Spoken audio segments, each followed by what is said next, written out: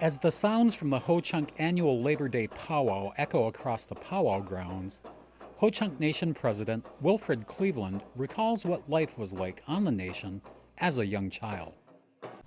I grew up around the Indian Mission, Black River Falls area. I went to high school here, graduated here. We still had our primitive lifestyle, outside toilet, no running water, lamps at night, those types of things. And this was like in the late 50s, early 60s that we were like this way. And so then our elders, they knew that something had to change, and so they organized, they got together and using whatever financial means that they had, sharing it and getting together and meeting and talking about building a government. And they organized what is called the Wisconsin Winnebago Business Committee, and then from there, we will be able to receive federal grants, to improve our housing, look at our health, trying to form some type of a government to be able to get these kinds of assistance. For a long time, our elders, they didn't allow anything to be written, be recorded about us, and through that, I think we've sustained a lot of our culture and our identity with our ceremonies that we still do, and this is just one of them here, the powwow.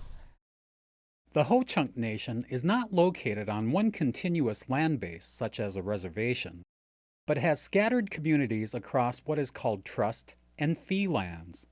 The enrolled membership of the nation numbers around 7,500 members, and their government has 4 branches as opposed to the 3 most are familiar with.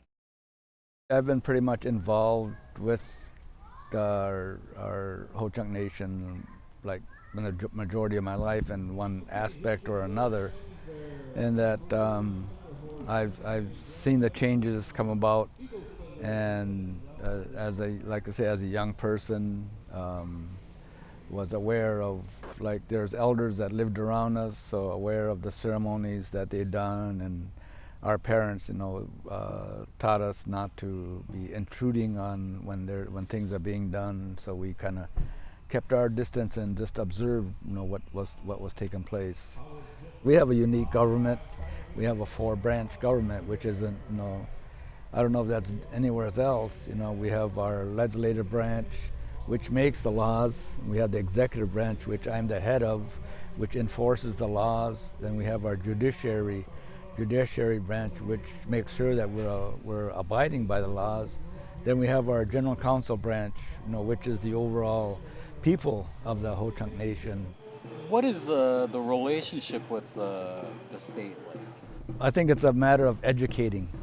The big thing is to educate them and everything that I'm saying, and for them to realize that this is real. What we're talking about is real. Everything that we do, and then once they realize it and accept it, and then we in turn can negotiate, I guess, about things, for a better understanding, for a better relationship.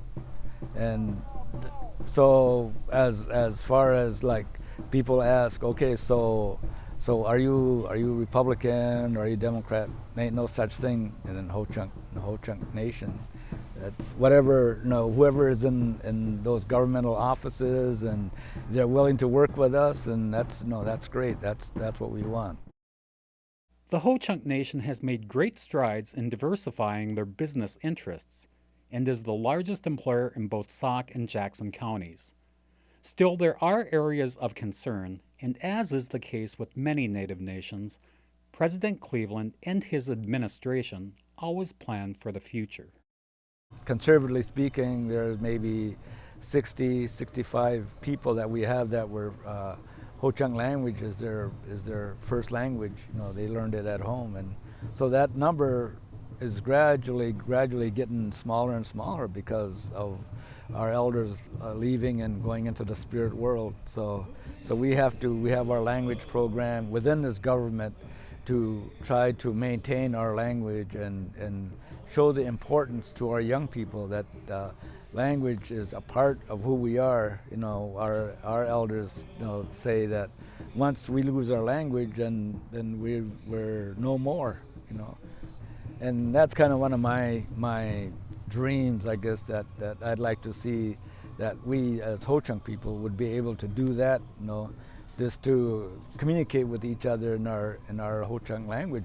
And now we're at this point here where my generation, you know, has to make preparations for our future generation, so that, you know, all that we enjoyed as far as our culture, our identity, that would be maintained, but they would still have the means to live a lot more comfortable than I did, and trying to make life easier for them and make myself accessible to them. My thought on it, it's more of a servant for the people.